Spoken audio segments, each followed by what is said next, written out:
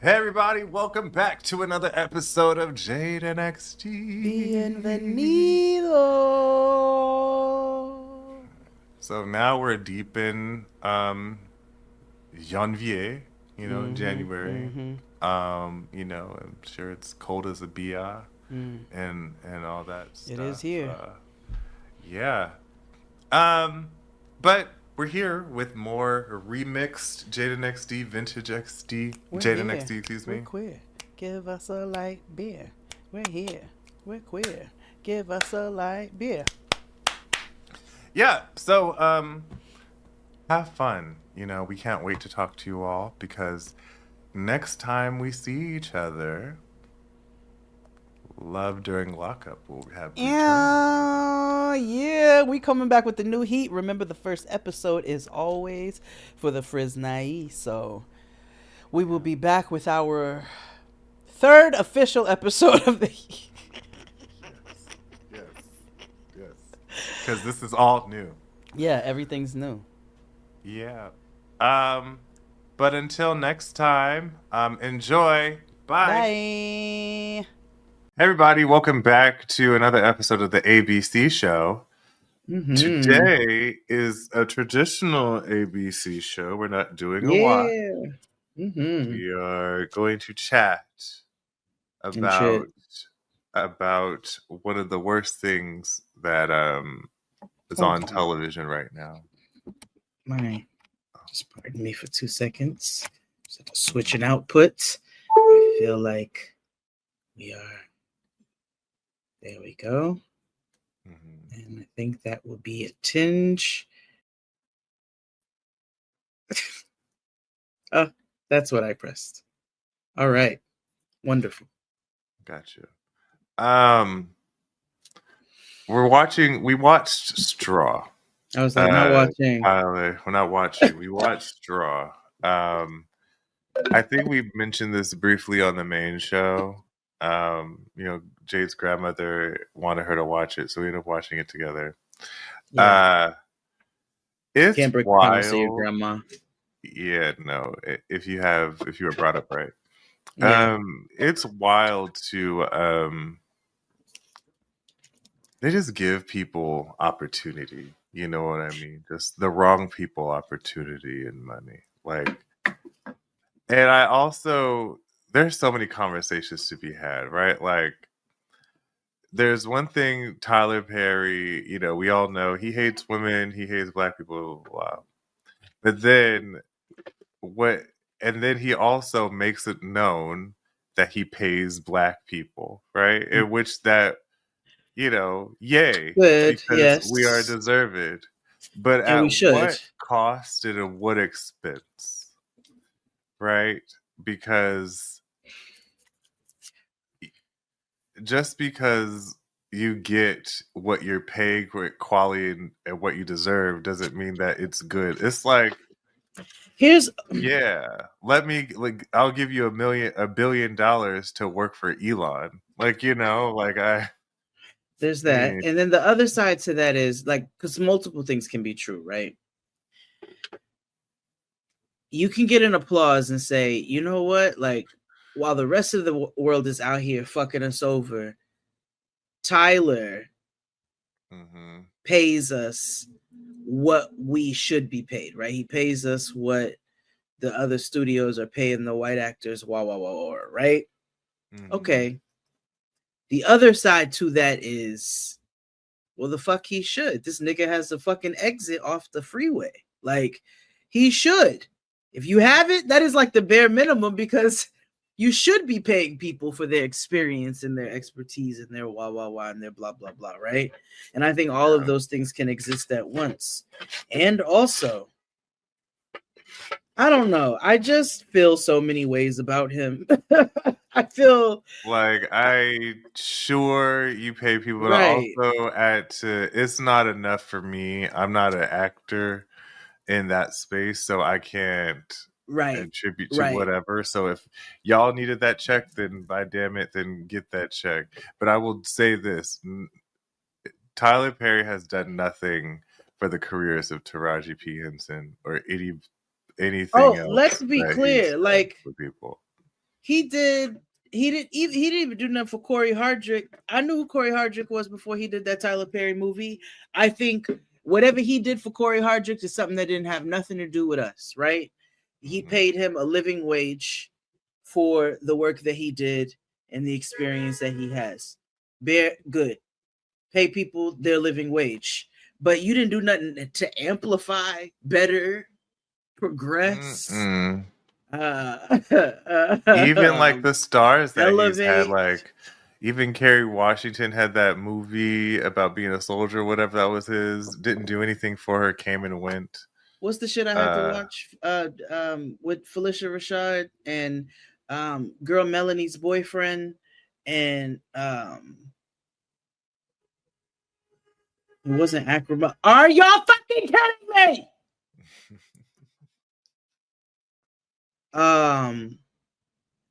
What was that called? Hold on. It came out some. Remember, I had to do the commentary with Dustin and Danielle Young and what was that? Felicia Rashad, but and why would and Felicia like y'all like they really Tyler be having a chokehold as much as he don't like black. He be having a chokehold on. He and black people like churchy, even if they say that they woke and progressive. No, they like conservative churchy shit. Because that's what we're rooted in. Mama Tina, if you shout this nigga out one more motherfucking time, they swear he's like the gift to black people. A Fall from Grace came out right before the pandemic. Came out top of 2020. So if you did not know of what this film was, it's about Taraji P. Henson having a very, very, very bad day. Yeah. So we'll give you the rundown of the movie. They should have called that. You're right. A very bad fucking day. No, very Tyler Perry. Taraji P. Henson in the no good, very bad, horrible, no good, very bad day. Yeah, that she had a horrible day. She woke up. It was hot. It was hot wherever she was because she sweated profusely the 2 hours and 47 minutes of the film, or however long it ran. Because it was a very long film. If y'all are looking for us to have a responsible conversation about this movie, it's not going to happen. So I'm going to give you that disclaimer right now. I'm going to tell you now. No, I don't have anything constructive or positive or uplifting to say about this movie. Nothing productive to say. So if you need to hard stop right here, totally understand. Just giving you a heads up. Yes. Because nothing I have to say is remotely respectful. Responsible.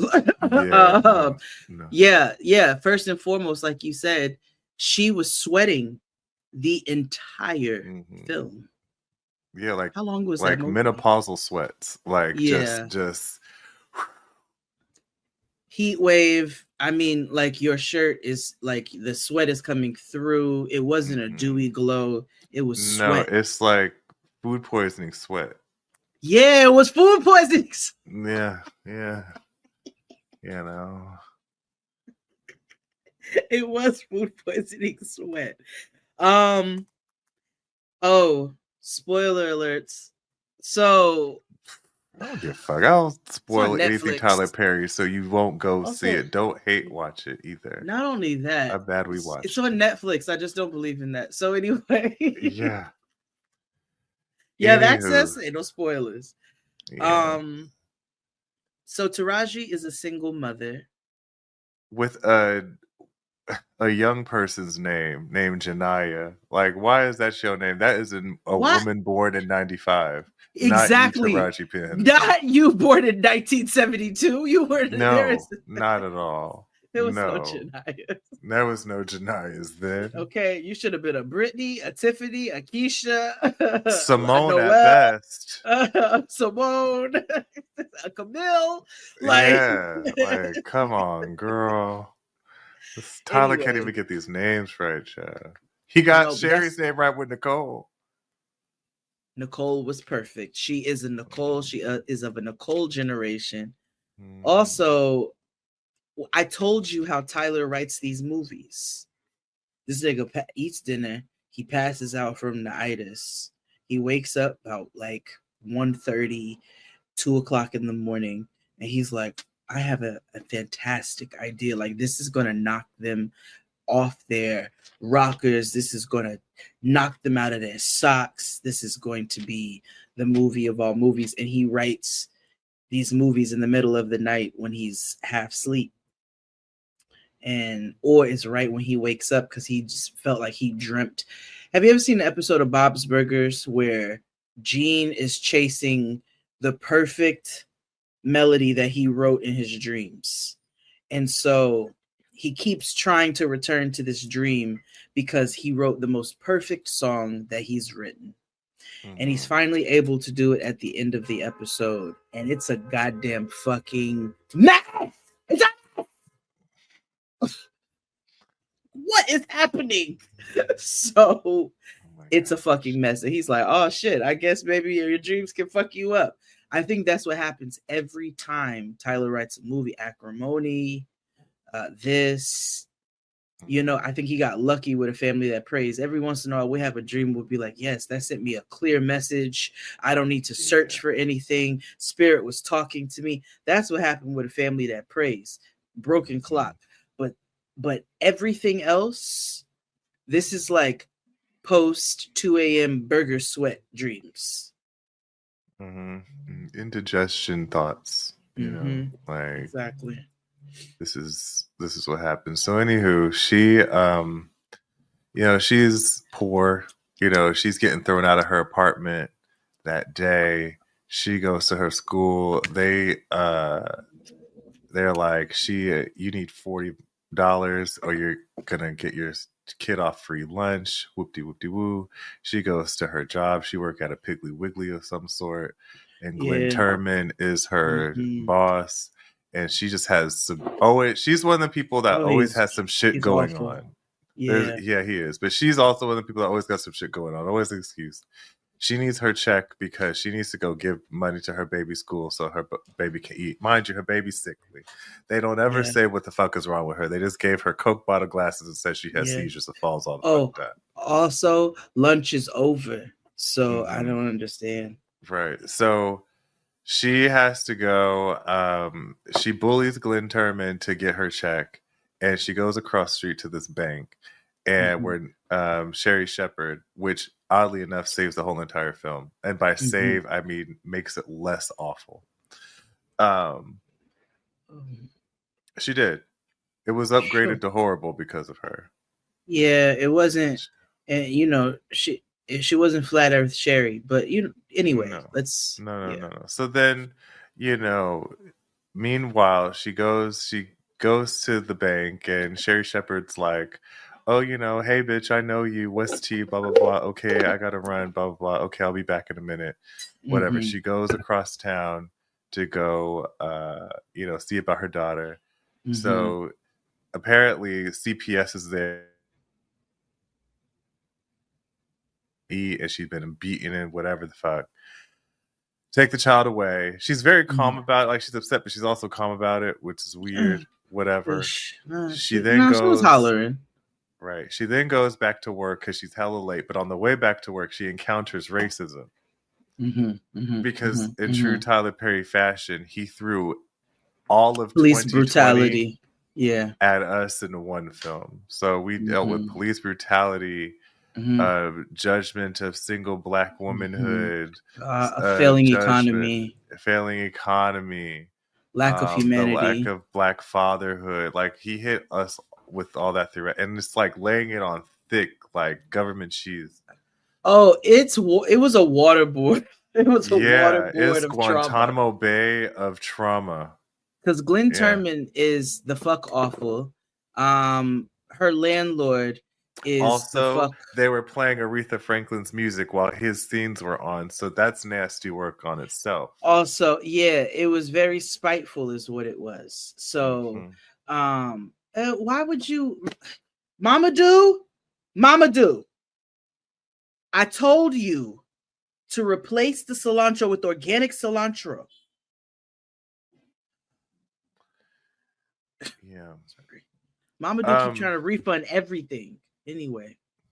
So, while she goes back to work, oh, she encounters racism. She encounters this racist cop who threatens to kill her on the road. Meanwhile, hold on, don't forget she was supposed to drop that $40 off, and she kept trying to get her check because she was about to get kicked out of her apartment. Her landlord is a nasty bitch. Yeah, she ran, and then she runs home, and then her landlord threw all her shit out on the lawn. Yeah. Anyway, she gets to work, and Glenn Turman's like, "You're fired because you took forever to get back here. I gave you, benefit of the doubt, but now you're taking advantage of me. You're fired." Meanwhile, a YN comes, and he's like, he says Jania's name. That's because he just read her name tag, and he tries to rob the joint. And Jania's like, "No, I need my check, so you're not gonna steal this money because I need my money." So she wrestles with the assailant and ends up shooting him. She shoots Glenn. She shoots him and Glenn Turman. Well, after she shoots the assailant, he's like yelling at her, like, "You set me up. You set me up. You caused all this. You set me up." And so then Jania shoots him because that's untrue, and he did need to shut the fuck up. So he did. Blast his shit all over the office. So then she goes across the street to Fifth Third Bank, or it's called Benevolent Bank, whatever. She goes across the street, and she has this check, all bloodied and shit or whatever. Mind you, she still has the gun from the YN, and she also has her daughter's backpack with the science project that she helped her make. Yes, important to the story. So she goes to the teller, and a Gen Z Megan Good is helping her out. And so Gen Z Megan Good is like, "I need your ID." She looks at the check, it's all bloody. She was like, "Oh, kids, catch up, LOL, yeah." And so old girl is like, "I need your ID." Jania don't have her ID.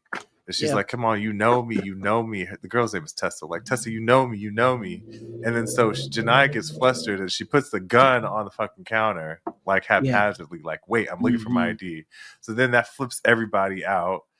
Sherry Shepherd, they bring the silent alarm. They think that they robbing the bank now. These rando niggas just try to jump her with the gun, and then are like, they run out. Tyler Perry also has every character talk like an NPC from Grand Theft Auto. It's like, "Hey, come here, nigger, bitch, shit, damn, fuck you."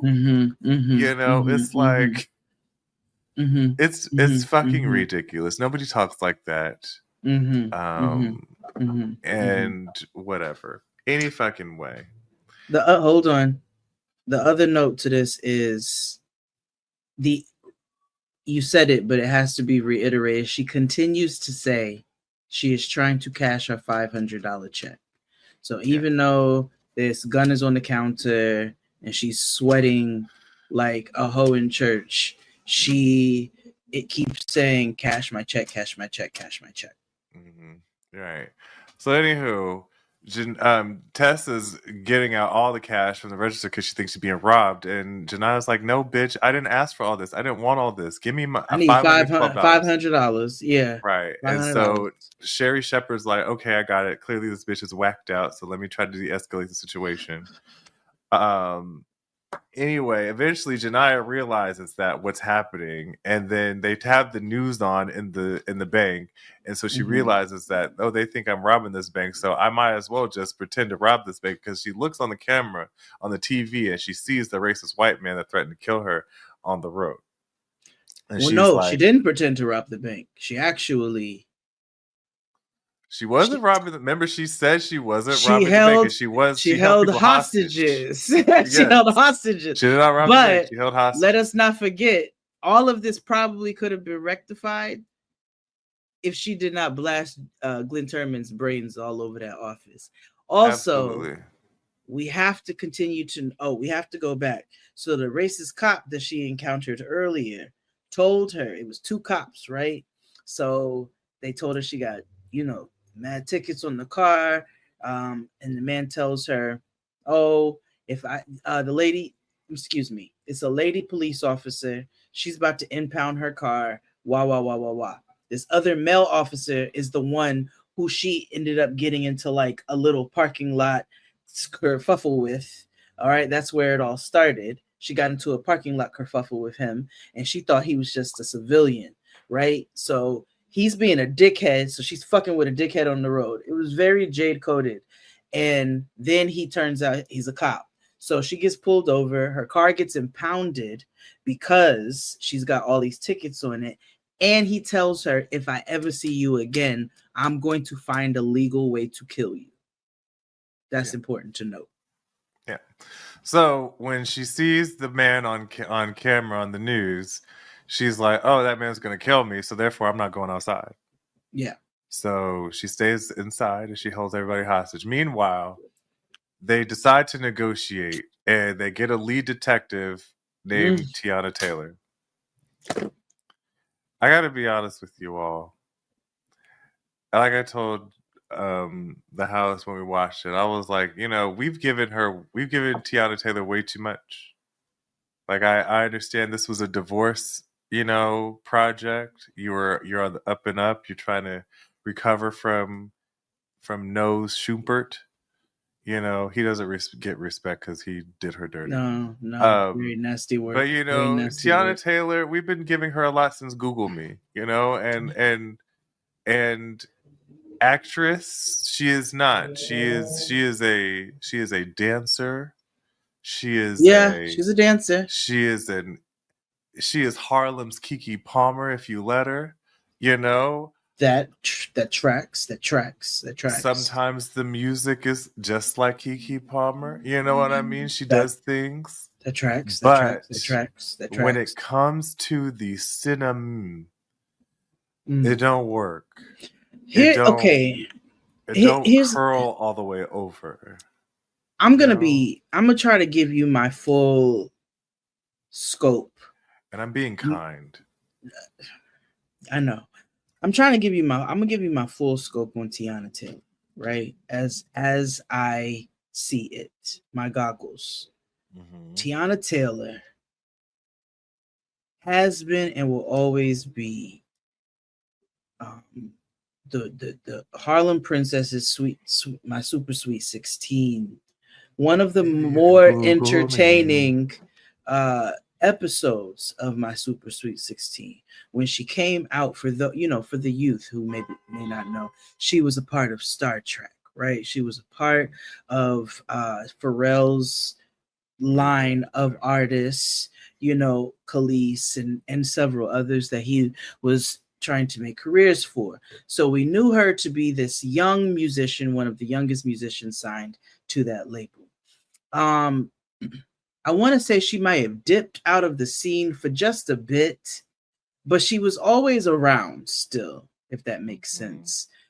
They then tried to introduce her to us as a musician still, but a dancer, but a model, but an actress, and so forth and so on. I have never gotten a very clear lane from Tiana Taylor. So while I root for her, I think she's a cute girl, great fashions, beautiful gowns. None of the lanes that they've been trying to put her in have ever curled over for me. Mm-hmm. So I root for Tiana Taylor, but I don't quite know what I'm rooting for, if that makes sense. Mm-hmm. Christmas in Harlem, though, a hit, a jam. It forever lives on my holiday playlist. Yeah, sure. She just can't act, and that's fine. Yeah, the book of Jesus Cristo. This. What else has she been in? Another Tyler Perry production. I probably didn't see that one. Mm-hmm. I only watched this because my grandma asked me to, and then you all held me to that promise. Mm-hmm. Mm-hmm. You were going to hell if you broke it. I was, and while now I'm going to the middle place, but yeah, or you just have one less reason, you know what I mean? Yeah, fair. Anywho, we're at a standoff. Meanwhile, she's talking to Tiana Taylor, trying to de-escalate the situation.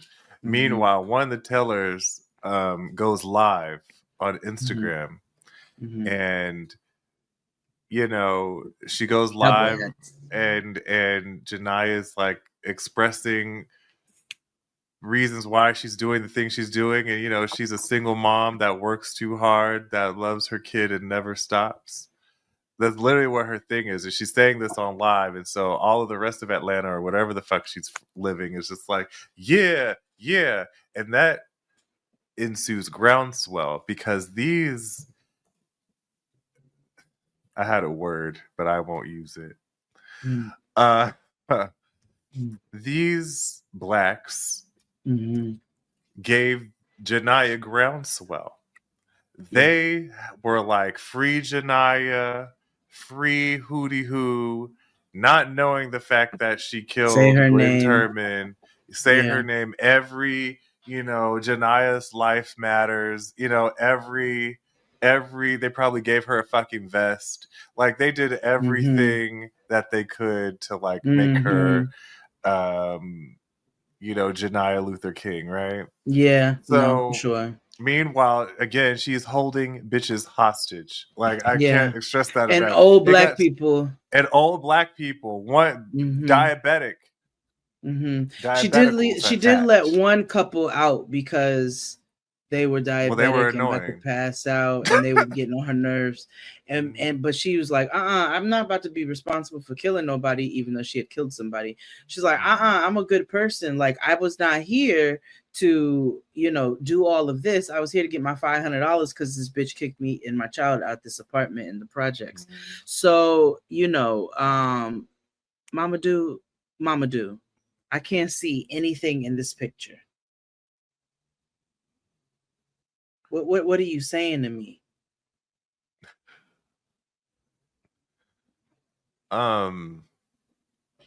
Anywho, she you know,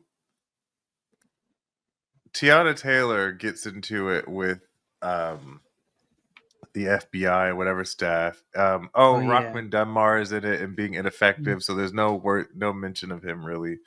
No, so Tiana Taylor he's an ineffective is trying to relate to her, and she tells her story, and she has a similar story to Janai. She tries to relate, you know, single black woman to single black woman, and whoop-de-woo. And then the FBI comes in and is racist. He was like, "You ineffective coon monkey, get off the phone." Yeah. You know, I'm going to do my job. I'm, you know, imperialist white man. We're taking over, right? And Tiana somehow just goes and was just like, fuck the orders. I'm going to continue my job. She goes, finds the racist cop because the other cop that was less racist snitched. And then she goes up and randomly punches the racist cop. And of course, that ends racism. Yeah. And then Janaya lets more hostages go. She lets almost everybody go now that the cop is gone. And then she has thoughts and realizes things, and her mama calls her because the feds turned her phone on. Her mama calls her, and her and her mother don't have the best relationship. And so Janaya's like, "Mom, and who's her mother? Was it Debbie Morgan? I can't remember. It was some light actress from early 2000s that we know. I can't remember who she is, but we know her. Yeah. Anywho, her mama was like, "Girl, you doing all this and your baby dead." Yeah. So all this was because she had a psychotic break. And then you go back and you see montages, and they're not even consistent. But like you can see like she's dropping off Janaya at school, but nobody gets out of the car. And like the principal is like looking at her crazy, like, "Bitch, your child's dead. We must have learned." And all of a sudden, Janaya's like, "Oh," she comes back to reality. She's like, "Oh, my baby's dead." And then Sherry Shepherd's like, "I know, they told me." When did they tell you?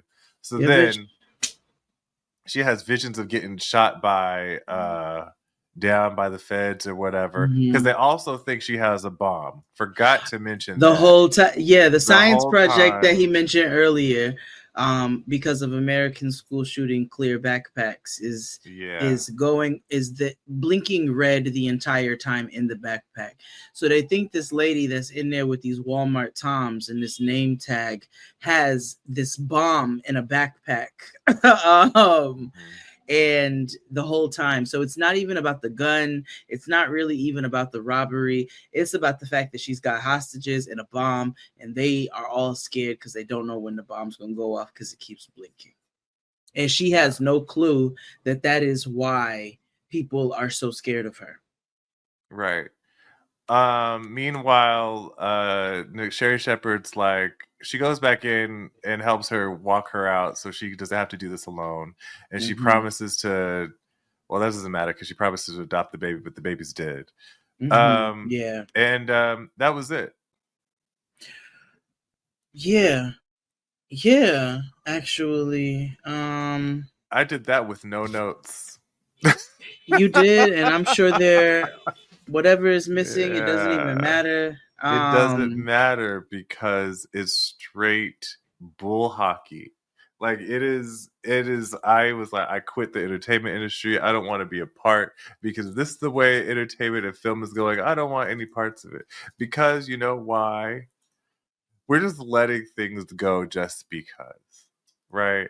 Oftentimes I'll say, like, you know, black folks who have a time, we could release mediocre shit too. That's what they do, but we shouldn't hold ourselves to their standard either. You know, and I'm okay. You know, not everything needs to be black excellent, but also things don't need to be black disruptive or black horrible. Black deplorable. I don't need that. Like, don't insult my intelligence as a consumer.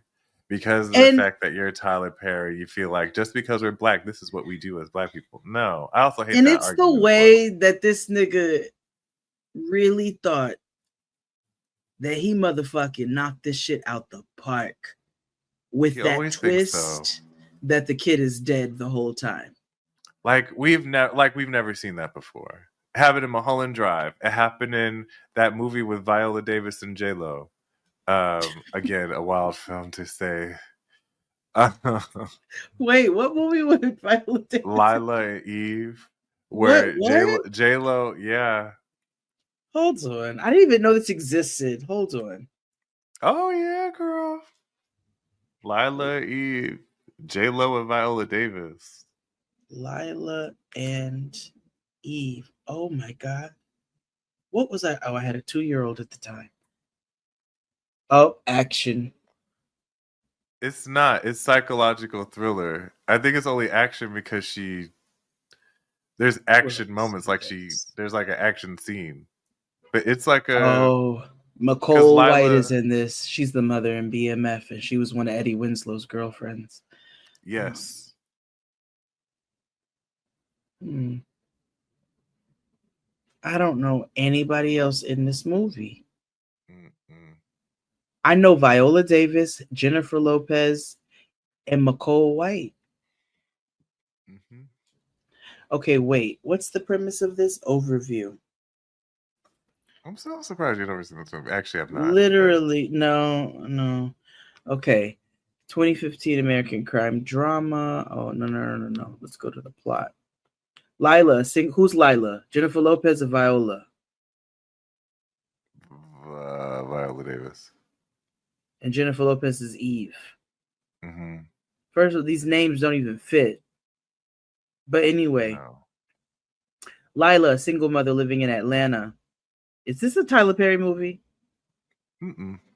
Struggles after the murder of her son Stefan in a drive-by shooting, faced with indifference from the police force and barely able to take care of herself and her younger son Justin.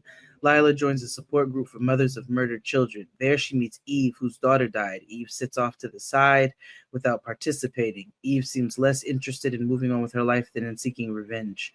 Lila chooses Eve to be her sponsor, and one night while engaging in therapeutic home redecorating, they find a gun in Justin's book bag. This discovery horrifies Lila, but inspires Eve to suggest they investigate Stefan's murder themselves. The two women find someone with the information they seek. When he pulls a gun on them, Eve shoots him dead and they flee. Jennifer Lopez shoots somebody. I'm rolling my eyes. When it seems as if they have gotten away with the shooting, the two women move up the underworld chain of command to discover who ordered the drive-by. With the death of the drug dealer Alonzo Troyes, who actually pulled the trigger, they come to the attention of Ojeda, the hired gun of the kingpin of the criminal organization. As the body blah blah blah blah blah, Lila becomes increasingly unsure of the morality of their actions. Oh, I can see Viola Davis stewing. I don't know about this. While Eve becomes bolder and more daring. We can do this. Finally, a rift develops between the two women, and Eve suddenly disappears. B. It appears boo. Lila and Justin are on the way to school one morning. Stop sign. Oh, somebody pulls a gun. Lila pulls out of traffic. She's in an accident. Wah. Lila gets at the hospital. She and Eve make up. They rig Lila's house with explosives and set up a trap to lure local criminal kingpin Miguel Alejandro and his henchmen to come after her by shooting at his home. Kills her, drops off Eve. I'm trying to get to the meat. Wait!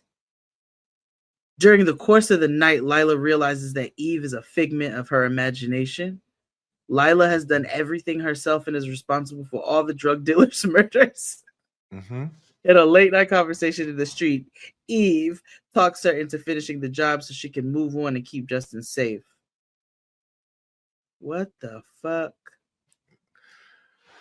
Mulholland Drive, Fight Club, Lila and Eve. Strong. You know, I never seen Fight Club. Really? Well, it's the same premise. So, Edward Norton gets, gets rid of or works through his incel behavior through Fight Club, which is a figment of his, Brad Pitt. So the Fight Club never exists in Fight Club? Or is he fighting himself? It's a little complicated. It's different than that. There's no person to usher in the Fight Club. So yes, it existed, but not. Right? Like he started it. Okay. Unbeknownst but nobody was really there. No, there are people there. It's just there's no Brad Pitt. Like he had no Jiminy Cricket. His Jiminy Cricket was his subconscious. Oh, so Brad Pitt is a figment of the imagination the whole movie. Mm-hmm. Copy. He's Edward Norton's imagination. Yeah, just like Eve, just like Janiyah and little Ariel or whatever the Aria. Even in Mulholland Drive is the similar situation. Naomi Watts had, I forget who was the other person, but the person she was with was dead as shit, and you saw them dead in the beginning, and you didn't realize it till later. Okay. Yeah. Huh. Okay. Yeah, and to your point, like Tyler thought he put his dick on the table. It's like we've seen this before. This was still better. Better. Italicized. I don't know. Crossed out. I don't know. Then acrimony. Acrimony will make me angry for the rest of my days.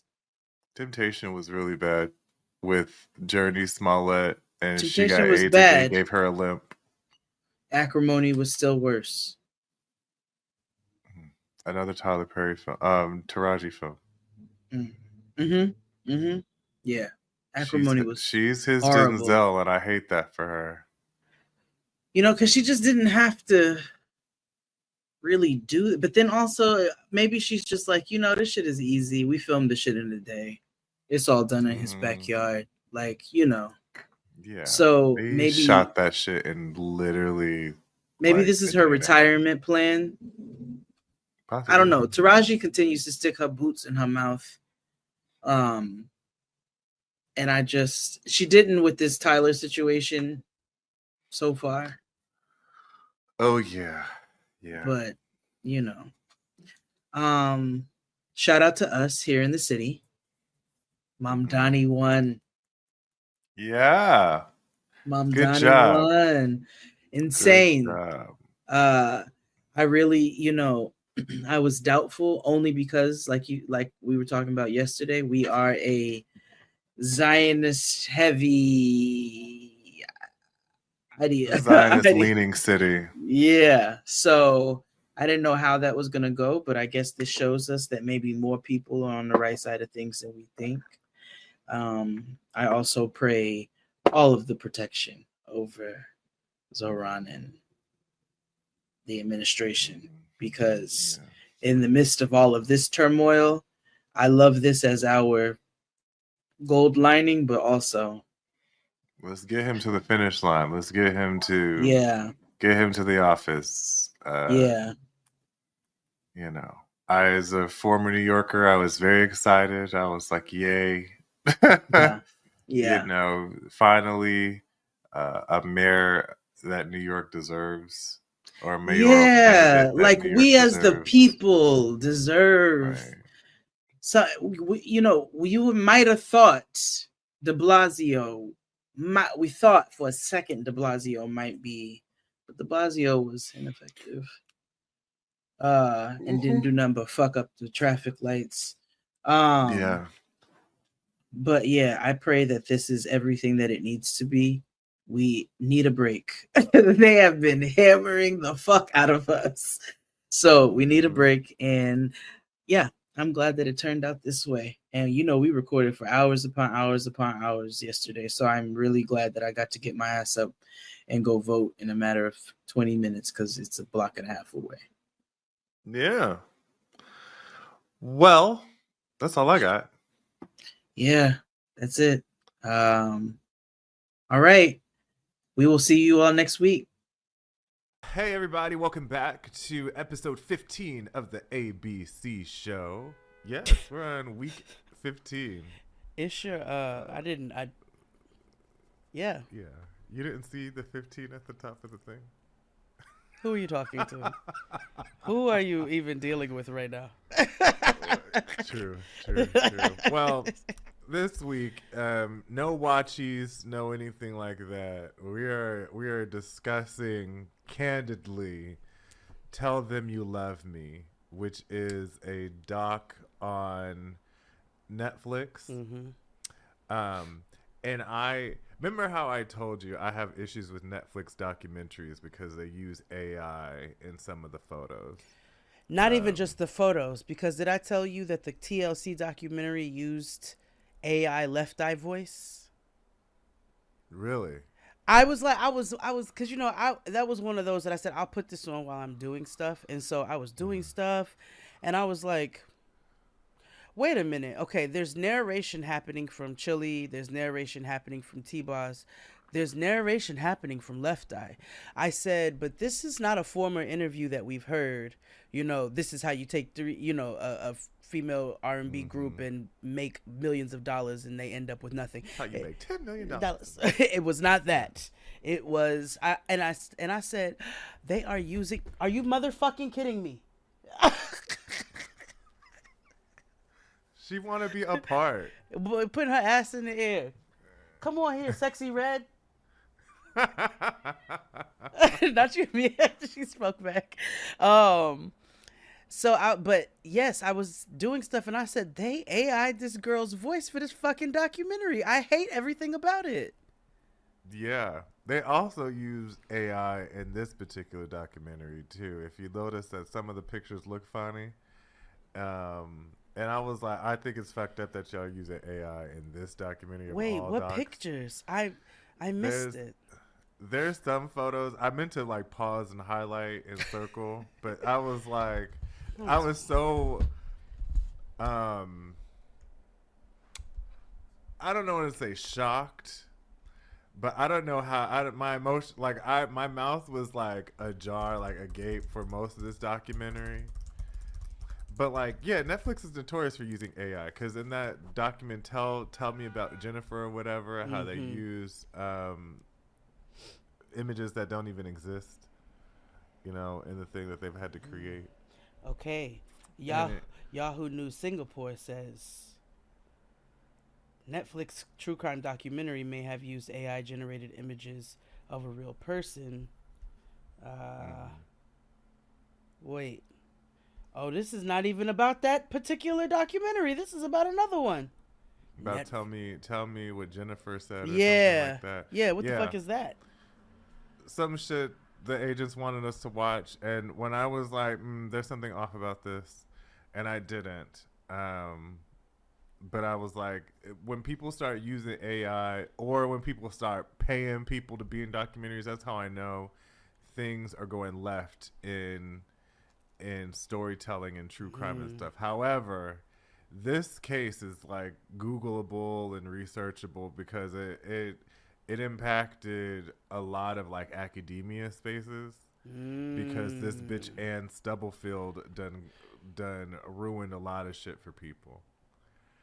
Now, I'm sorry. I'm sorry. I was thinking. All right. So okay. All right. Tell Them You Love Me. For those who haven't watched it, is about um, a black male with cerebral Derek Johnson. Derek Johnson, aka D Man. Because Man. bitch, when that bitch kept, I was like, I wanted to. there's no nigga on this planet that would ever ask to go by Demand. But also, it makes sense because clearly she conjured up that nickname. But we'll talk about that. So, Derek Johnson, 28 years old, has cerebral palsy. He has an older brother who is now PhD of something. Oh yeah, Dr. Blade. Has a black ass mother, raised. He looks just like Blade or Mister from what black movie? Why did I with the neck? You talking about with the square head? Yeah, he's Blade. Yeah, I just know it's Blade. The nigga from DC. But yes, him. So the one who has that Frank Mitchell kind of haircut a little bit. Yes, I agree. So so Derek has cerebral palsy and is nonverbal. His mother is a very black church going woman. Daisy Johnson. Daisy P. Johnson. God, that is the black. She's got plastic on her fucking tablecloth in her kitchen. They eat grits and toast every morning, like not just on Sundays. But anyway, so again, Derek is nonverbal, so he gets this aid or what? How did they? What was that linked through to college? Right. So, like we said, Derek has cerebral palsy and also been diagnosed with mental retardation. So he's completely nonverbal, and he also has issues with mobility. Yes. So, yes. Important. His brother, John. I want to say his brother. I don't know John. that. Let's go with that. Dr. Blade, right? Yeah. Dr. Blade was going to Rutgers for a PhD program, and he took a class about like disability disability and policy, right? And while there, he met this white professor named Ann Stubblefield. So Ann Stubblefield is a renowned scholar, and the work that she did was surrounding communication and with people with disabilities. Yes. So when he met her, he was like, she's an awesome scholar. Like, I'll never take that away from her. And so when I met her, he was like, hey, I got a brother who has all this stuff going on. Maybe you can help him. And she was like, I'll try and see. This is not necessarily my full expertise, which is important. And so she was like, I'll just assist in what I can, and then I'll facilitate and do whatever from afar. That was the initial agreement. Yes. Now hold. Go back in the past. With Ann's Stubblefield, her mother was a mental health professional. I don't remember what she did specifically. Was she a therapist or her mother's or professor who also studied who studied disabilities and mental health, whatever. It was unclear what her her mother worked in the same was. field. Okay, so she grew up being very open-minded to people with disabilities, people with mental health issues, and so forth and so on, to the point where she went past being extra empathetic and wanted to be a part. and you know how we feel about people who want to be apart. She would walk like she had polio.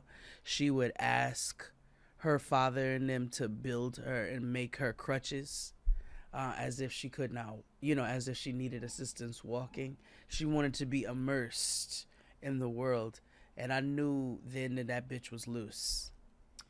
Yeah, she was like, I pretended to have polio and shit. Just like, I was like, when I was a kid, I was pretending to have church. Like, I wasn't like trying to pretend like I have fucking cancer or something, you weirdo bitch. Like, Like, this documentary pissed me off because it ruined so many things for the disabled community and for stuff like this, right? So, what she introduced this concept to Dr. Blade and the Johnson family was facilitated communication, and which is a big thing, and it comes out of Syracuse University. Yes, is that the And shit you may Christopher have- Reeves used? Stephen Hawking. Stephen Hawking, I well, mean. kind of, yes, right.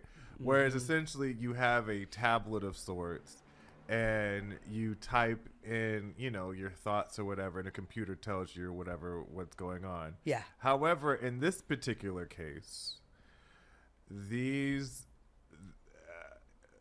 people are helping folks type out certain things. There was a case of this one woman who lived with cerebral palsy and a whole host of other things, and they introduced her to facilitated communication, which essentially, let me hold this woman's hand to type things. Her thoughts. And she eventually kind of like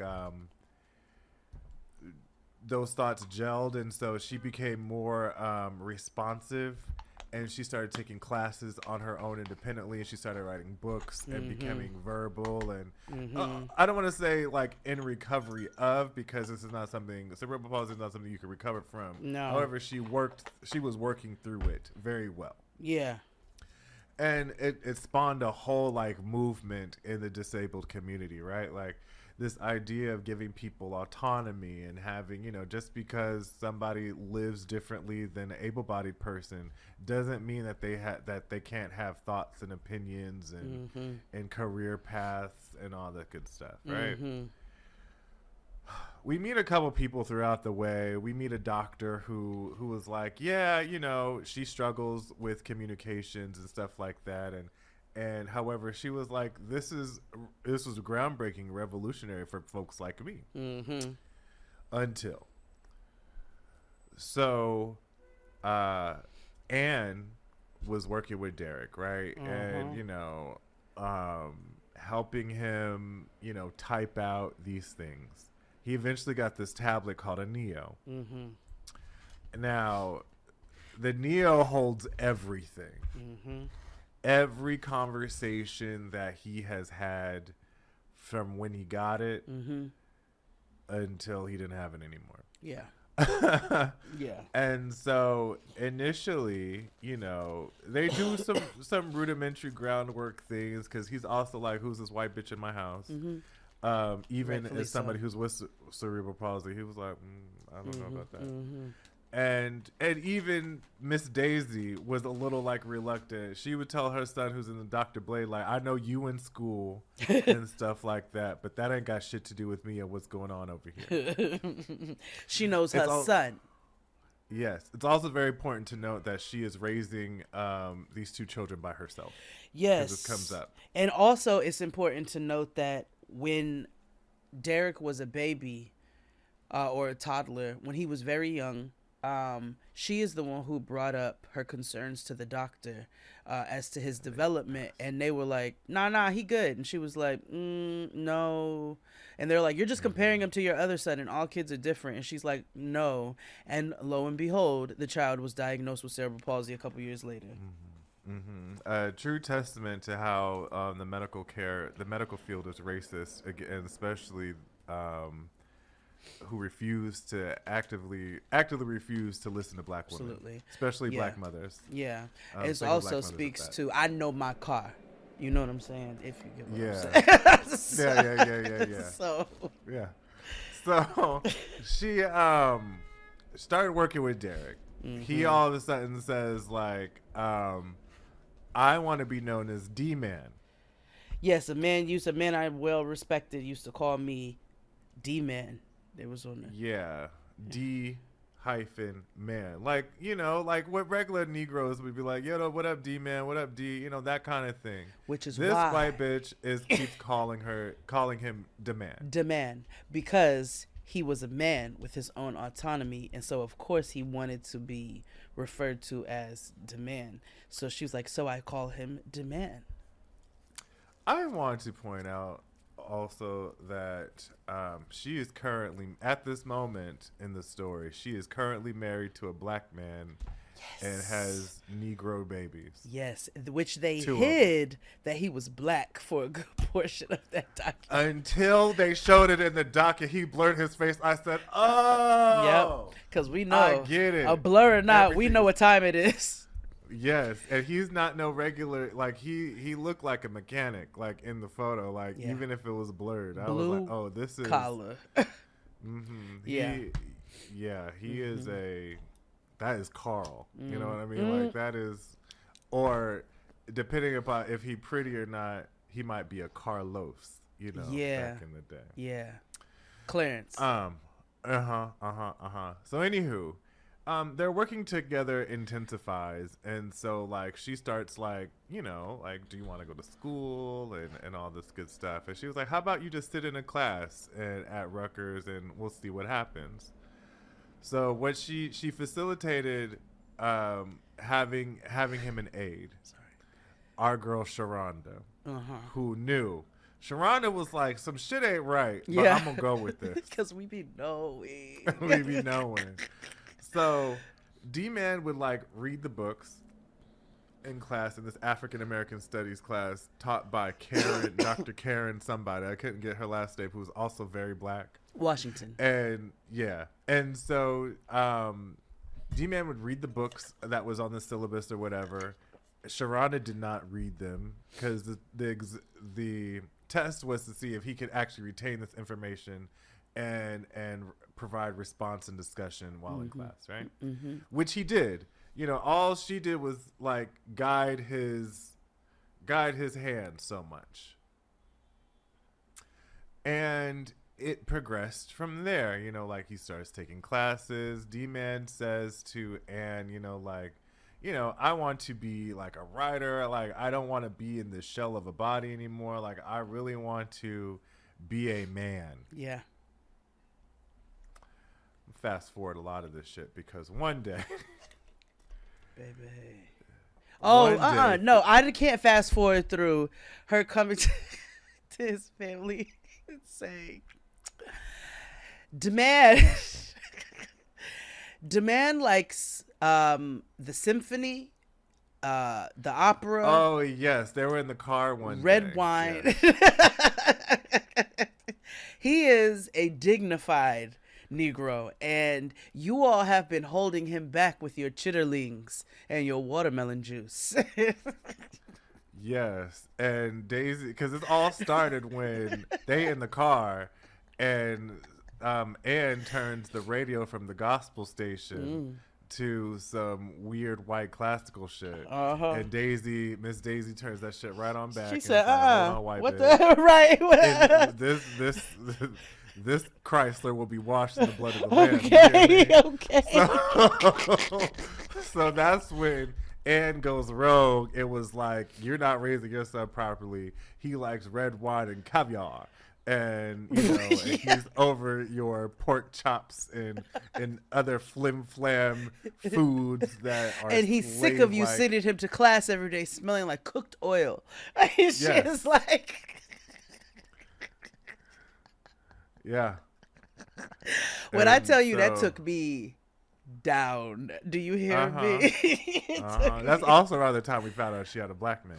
Yes. And so Daisy was like, I don't know about this. Dr. Blade is like, Ma, I know she white, like I know, but like he's helping. Look how like, expressive he is. But take note that he wasn't necessarily the most expressive at home. He was only expressive when he had help. Right. right? With Anne's hand. Or in the privacy of just the two of them, where she could come back and then report to people what he was typing in this thing. Right. So one day, he's like, she finds herself becoming attracted to him. This is my best friend. You know, all heart eye emojis and all this good stuff. She found herself catching feelings. And so one day, she says, the man tells her, like, you know, what's up? Yeah. Like, can I get to know you, you know, biblically? Yeah. Yeah. And she was like, well, you know, I guess, sure, yeah. You know, you're a man and you have wants and you have needs. Let's And so start they slow do it. and start kissing. Yes. And so they start slow and start kissing. And then he's like, take off your clothes. Take off your clothes. Because here's the thing. Let's tell the story and then we can provide commentary because I have No, but I need that. Like, I know you said it, but I need it to be drilled in for those who haven't seen it. He truly was, he needed assistance in every aspect of being mobile. Yeah. Every aspect. So from this bitch being like, we kissed, to, I was thinking, I was like, now how the fuck did that work? And then, and I'm not going to talk about the things that, because I feel, anyway. I will. I was like, did he like lick her face? Like, I'm just trying to figure out, I'm not being. No, there, like he lacks motor skills. Yes. Like, so I'm like, all the things she was describing, I'm like, he's like, she touched my titty. He asked me if he could touch my titty. You know what I'm saying? I pulled my pants down, let him touch my coochie. And I'm like, this nigga can't feed himself. So how? How, right? Yeah. So eventually they end up having sex. However she describes it, right? Like they end up, I don't get how, but she says that they did. She put a exercise mat and a towel down on the floor. She rode that nigga. That's what happened. Because he had rug burns on his back. No, I get that, but you get what I mean. Like, so when the problematic part of me was like, okay, right. So we on I even drew a diagram. So I'm like, so I said, okay. So first of all, he can't even like fix his hand. His hands are like almost like this, right? Yeah. Almost like, because like when she facilitates the Morpheus, she has to grab his finger and physically toot. Right. Yeah. So I'm like, okay. Even when walking, they have to like guide him, like his mama and Dr. Blade or whatever. They guide him. Yes. You know, to do things, right? So like she had to like take him out of his wheelchair. Yeah. Put him on lay floor. him on the floor. Yeah. And then expose her chicken breast and then get on top. Because at that point, if he's on his back, he don't have to move. The only thing that gotta move is, you know. Yeah. And I do believe that worked because. Yeah, I believe so too. Because I have. I'm sorry. In my personal. No. In my. I'm sorry. Yes. No. Because I didn't like what Daisy said at the end. That's what I was just thinking. I was like, that's what I was just thinking about.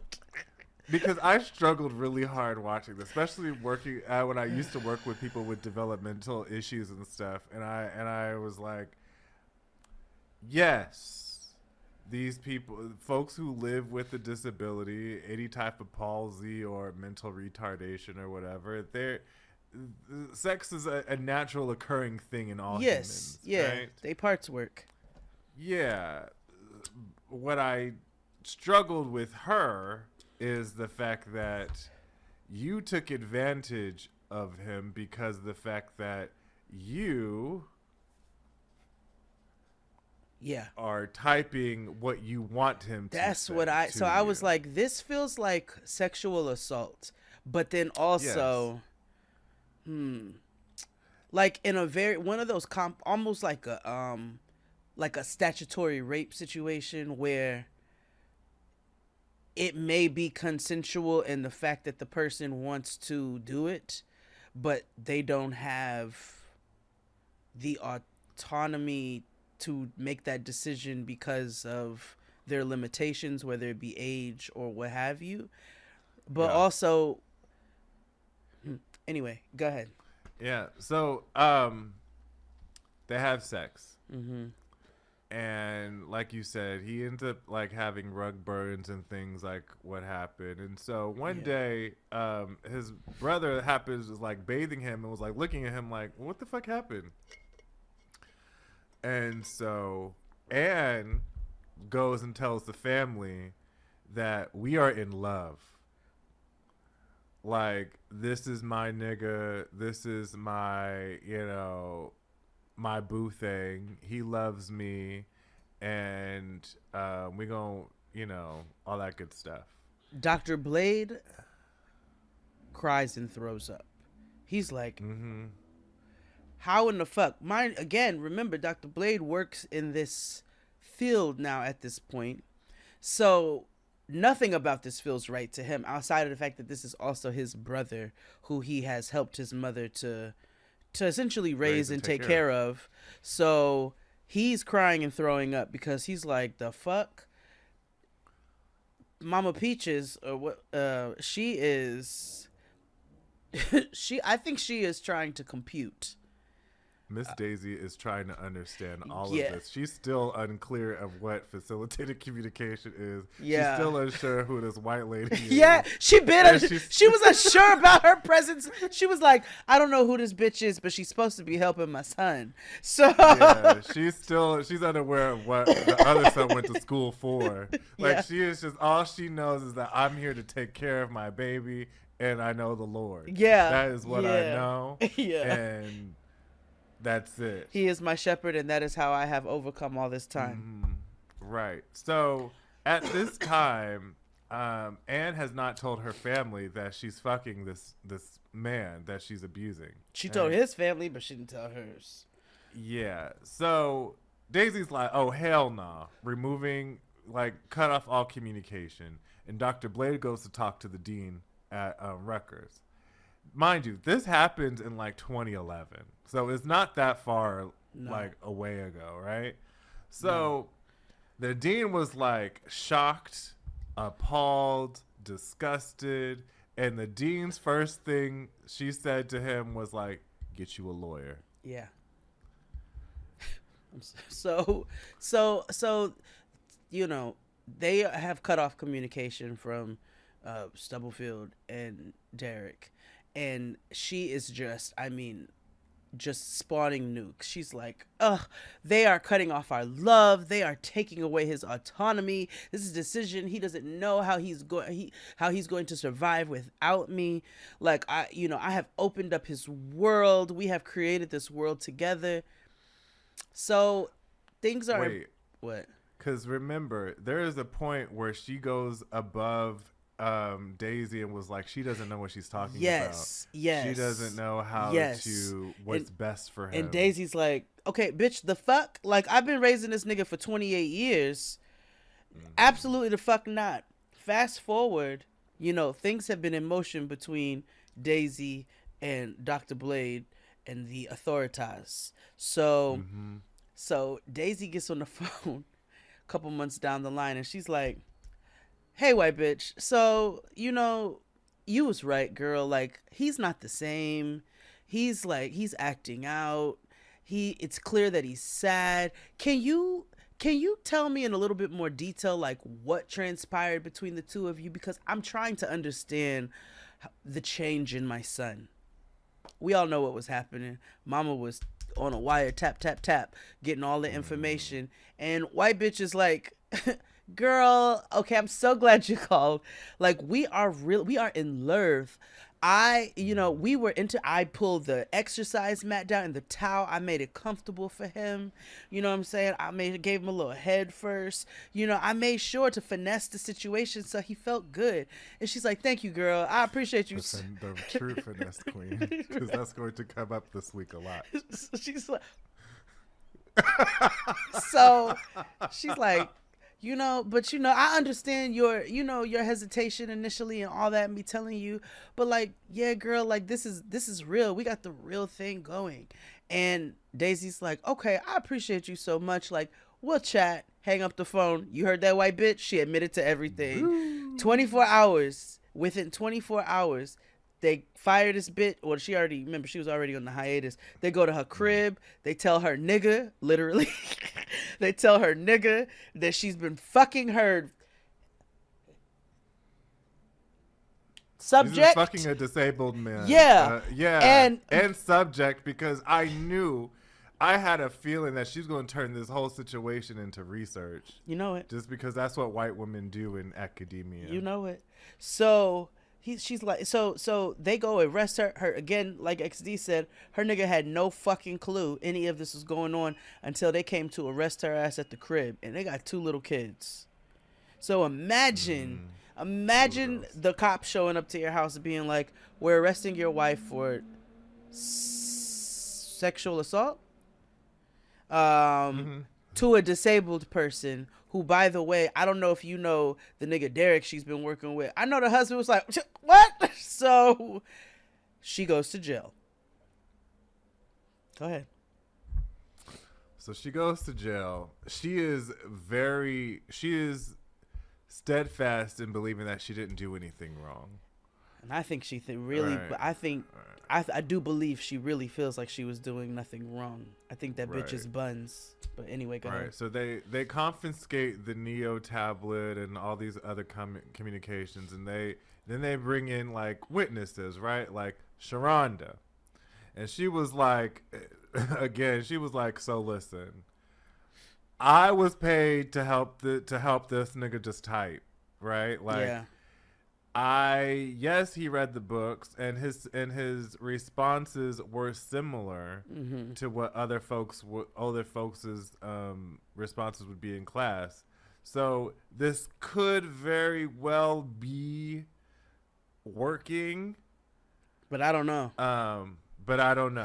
So then the doctor from the AFAM class comes up, and she's like, I don't fucking know what this is. She was like, she was like, no, he couldn't respond to anything. Yeah. Like, he was like low-key a vegetable in class. So like, I don't know who helped him or if she helped him with the work afterwards. Yeah, But, because like, meanwhile, there was this nothing- lady is saying that like you said, the responses that he had were his own, to the point where she reiterated an entire conversation to us through the confessional about how he got mad at her for one day typing her own response instead of typing the response that he told her to type. Because she wanted to make sure that scientifically, and this is how I know she was going to use this for research, that she wanted to make sure that she wasn't influencing him in any way, shape, or form, even though she was subconsciously. She wasn't even influencing him. She was being him. Yeah. Yeah. So like, New Jersey court was like, well, this device it's almost like what's that, a lie detector test. We can't use this stuff in court as evidence. No. Because of the fact that it's controversial medicine. Yeah. It is not completely peer reviewed. It's not like a thing that's backed up by the FDA. Yeah. Or anything like that. This is just something conceptual that you folks in outlaw academia land, find this to be true. It may be helpful in some cases, but not in others, right? Yeah. And like, a part of me was like, well, let me finish. So they say this isn't admissible in court, right? So white bitch Ann Stubblefield is like, it's okay. I know it's true, and I firmly believe that the law is going to be on my side, and all that good stuff. Yeah. The only reason so she gets 13 years, but the only reason but she appeals it and ends up serving 2 or like 2.5 or some shit like that, and has to register as a sex offender for the rest of her days. And she got that obviously for being a white woman, because if a black woman did some shit like this, they'd give that bitch life. Dead. Yeah. Yeah. Mhm. And she'd be dead because everybody in the prison would fuck her ass up for Yep. raping a disabled person. Yep. Yeah. Yep. So, fast forward to today, and Daisy's like, basically, she's had to almost castrate Derek because now he's like masturbating She a lot. said, he's doing unspeakable things he never did before. He's masturbating. And I was like, all right. Because her idea was that he wouldn't have known about his little dingling if he wasn't brought aware to it. So, like, if he wasn't stimulated that way, he would never have been, which is a complete That's not farce true. and fallacy. Yeah. Yeah. Now, maybe he was, you know, giving self-pleasure a lot more than what he did before because of the exposure, but that doesn't mean that he never felt anything prior to Or that. he's doing it in... The problem is probably he's doing it in places where... Yes. You know, Yes. he shouldn't be. Yes, Or at the like- breakfast table or in the Yeah. living room watching TV. My question, though, is also how, if he's so... He'll probably hump in the bed. But he... Or Okay. like, you know... Because I was like, he Listen, can't be... niggas will find a way. You know what? You're right. Little kids stay humping the side of a pillow or Mhm. something. Mhm. So, I don't... Yes. Yeah. And so that takes us to the end of the documentary where she doesn't really have a job. She does like remote work. Mm-hmm. Because she was trying to... found a job. They found out who she was. They fired her. And so now she has like remote work and she lives in this quaint little home in New Jersey somewhere. Yeah. The problem that I have with this documentary, well, I have a couple of things. So right? many things. One, I struggled with agreeing with Anne because I agree that people who live with disabilities should have autonomy over their own bodies, right? Yes. They should be, and we forgot to mention there was this doctor who like complete. So Dr. Yes. Dick Van Dyke Yes. got caught wind of facilitated communication because he was like, there's some shit wrong here. And this is completely independent from Anne until later. Yes. They called him for an expert witness. Yes. And he was like, there's some outlaw shit going on here that I don't buy it. And he found that there are people who are guiding people into what they want them to say. Because they will have And this another little- facilitator come in and then it won't be the same or whatever. So he was like, yeah, I don't know. This is some bullshit that can't really be proven. And I agree with you with the lie. They need to stop administering lie detector tests because lie detector tests are based off of people's heart rates. And if people are nervous, even if they're telling the truth because of the circumstances that they're in, then the thing is going to look like they're lying. And so the same with this particular machine, based off of who the facilitator is, they could have the illest of intentions. And then, you know, here we are with a nigga with rug burn on his back. Yeah. Yeah. That's where I was at, right? Like, I was just like, it's such a slippery slope. And I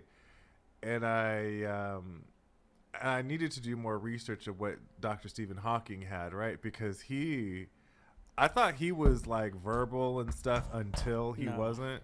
Let me see. Like, I don't think he was, because there's a whole movie, right? Like, there's a whole Oscar movie about him. With one of them white bitches that be and stuff.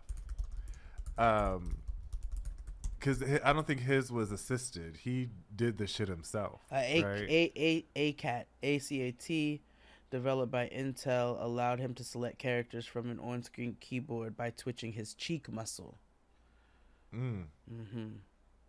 Yeah. So, like, he already had the intelligence beforehand. Before he became like unable to communicate normally.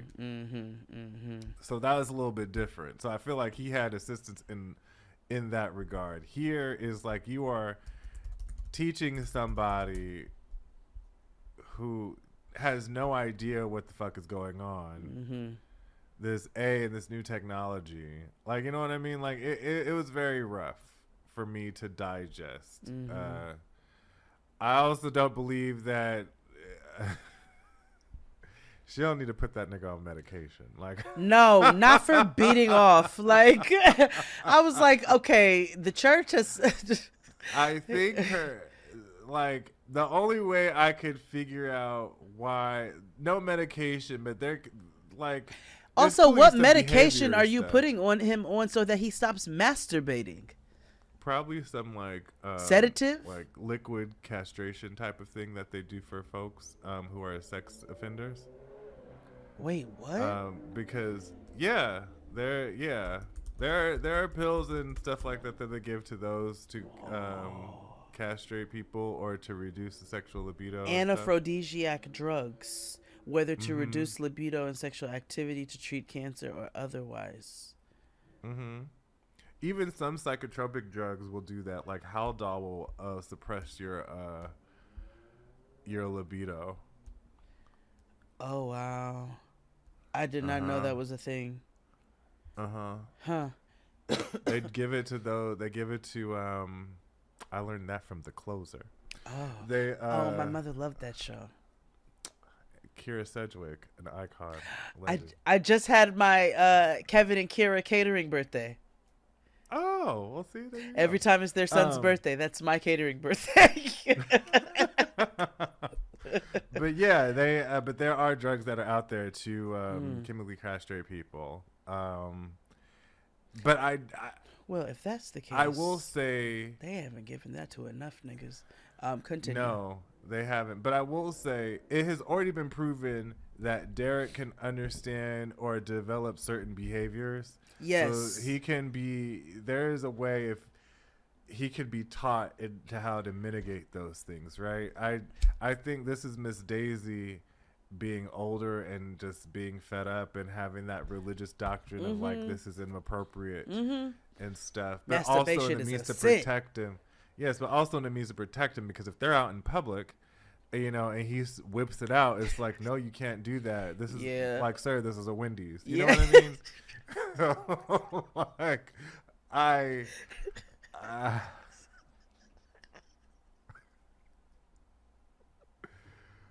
but it's true, like, oh my god, or like the supermarket. Yeah, like this is Kroger, bro. You like, can't what do are we that. doing here? Not on the oranges.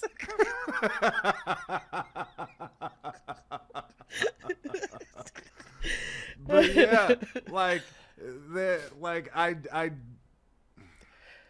the problem also what I struggled with was her bastardizing academia. That's right? the thing. That's the thing. Like, there are people who are clearly, because that one Dr. Dick Van Dyke, he was like, I don't believe in this shit. Doesn't mean that it's completely a hoax. I believe in this circumstance it is.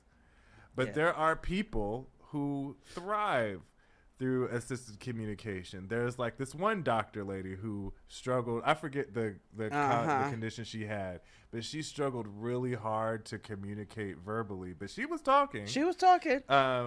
But she believed in not necessarily but more so the concept of facilitated communication. Because her idea was like, it feels like there's like a wall somehow, and somehow there's a door, and this facilitated communication could be like unlocking what's behind, you know, this wall of whatever the fuck, right? Yeah.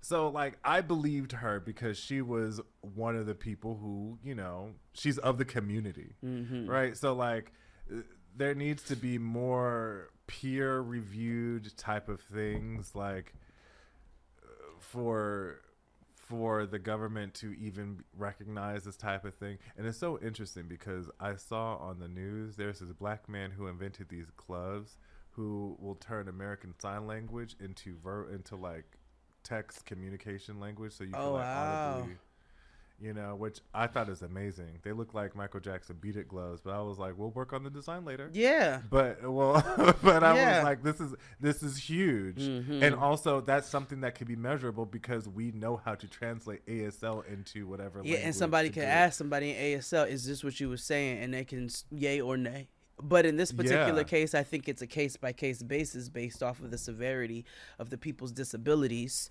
And Derek was severely disabled. Mm-hmm. So that's Mm-hmm. what made this not right. But I do agree that there is a fine line there because people with disabilities do deserve their autonomy, and they are sexual creatures, and so it's figuring out the balance of that. But you can't be a full able-bodied human being No. well, I'm not even gonna say of sound mind, because that bitch was not of sound mind. That bitch was buns as fuck. Oh no, completely bonkers. She Derek had more made sense up than she did. this was essentially the same as somebody sitting in a room and having a conversation with themselves, asking questions, talking, responding back. Like, this is what she was doing through this machine. Right. And I was low key on her side, and because until she started doing that whole like, black woman, you don't know what you're talking about. I don't like that's where I just started. I didn't like that. That's when I was like, oh no. Now you're doing too much, and this is now your psychosis taking over and having you believe that what and you're ego doing is just and white psychosis. It's all the same to me. You know what? You're right. Their ego falls right into their psychosis. Yeah.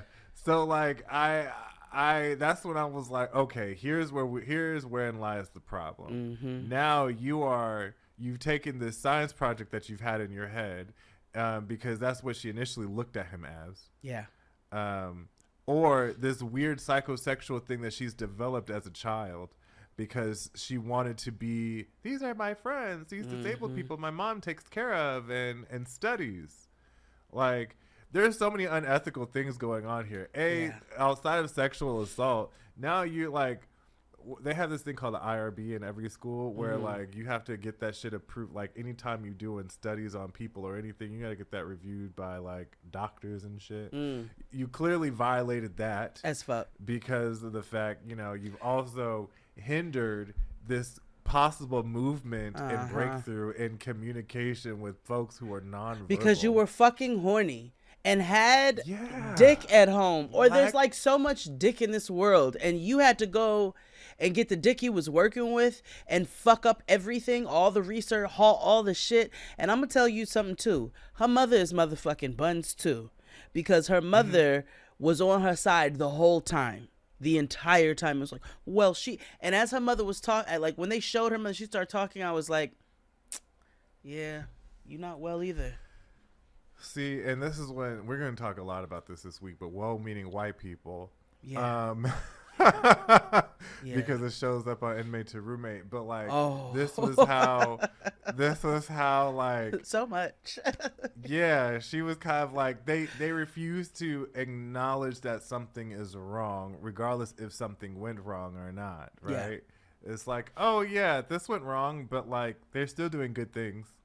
Yeah, she was like, she does amazing things, and man, he does deserve autonomy. I have worked with you people for all of this time, and I've always been an advocate for them having their own autonomy. So I don't understand what my daughter did wrong. They were in a consensual relationship. I was like, that haircut, I should have known something was wrong when I seen her hair. I should have known. She had that bowl cut. And when you see a white woman who has a cut like a little Korean boy, it's a problem. She had a John and Kate +8 situation. And she only wears Tevas. They didn't show her feet, but you know it. Yeah, she reminded me of this professor I had back in grad school who, like, she had a serious asymmetrical, this white lady. It was like here, but like here. Oh, she had a T-Boz. Yeah. Like, oh no, Mama had a Korean boy bowl haircut. Yeah, with a bang swoop situation. Yeah. Yeah. No, I saw the hair. I was like, oh, you with the niggas, and also you. Oh no, that was her mother. That was her mother with the bowl cut. Yes. Yes. Who I also again was crazy. Yeah. Yeah. Like, I don't. When you start talking about the disabled community as like a novelty, which is what her and her mother were doing in this documentary, that's how you know that things were things don't need to be, y'all don't need to be a part of the community. And like, I hate when like white doctors, like young white youth, like in doctors in academia, they like come together and have this like new discovery, and they turn into like, they have their coffees and their Stanleys or whatever, and they talk about it like it's some new shit that they found at Trader Joe's or like Urban Outfitters. And be And two not Indians who necessarily- think they white and like a and a Chinese girl. and not necessarily thinking about the implications or what this may lead to without the lack of longitudinal knowledge or like research that y'all need to do, because Or the humanity. Yeah, because that a lot off, like you said, like right, in humanity most oftentimes that's taken out of science. As much as they want to talk know? about making sure the disabled community has their own autonomy, they make them into subjects so much that they then take away that same humanity. So it's not you're not doing better. You're not doing better. Not when it's to feed your own ego, and that's exactly what happened with this bitch. And she's nuts. And I should have known her parents was nuts when they also made them crutches for her too. Yeah. Yeah. Absolutely. But that was Tell Them You Love Me. It was a wild, quick ride. Yeah. I feel like they could have probably gone into some more detail. I would have liked to see more detail around her appeal. You know, I would have liked to see more from the trial itself, but they probably didn't film that. But, you know, I would have liked to see a little bit more. I felt like there was a couple of holes, but ultimately we got the gist, and it's that she's nuts. Oh, last thing, when she got sentenced, when her ex-husband wrote in the letter! The character letter! She's a wonderful person, and she's been a great mother to our kids, but that bitch is dangerous, and I don't think you need to let her out on the streets. Yeah, lock her up. Straight jacket. But be merciful. Yeah, because she got black kids. Exactly. And the judge was black. And the judge was black. The judge was black. You know, Rutgers got issues too. They're having issues. You know, Rutgers invest into the Israeli military complex, and they've been part of the problem of calling the cops on their peaceful encampments. And I know one of my homeboys was a professor at Rutgers. They fired him and have taken away his shit because he was supporting the students in their peaceful encampments. So fuck Rutgers, fuck Stubblefield, fuck that bitch. I hope, you know, free D-Man. Blade, I hope you're not married to a white woman or a person. And because I laughed when he was like, I never cried in front of a white lady before. That was crazy. Which made him even more mad. Yeah. And God bless you, Miss Daisy. May you meet the Lord in the peace that you are looking for. Mm-hmm. I didn't wish death on her. That's not what I like. No, but yeah. No, I got you. No, that's real. Her everlasting kingdom. Yeah. Yes. Until next time, y'all. Bye.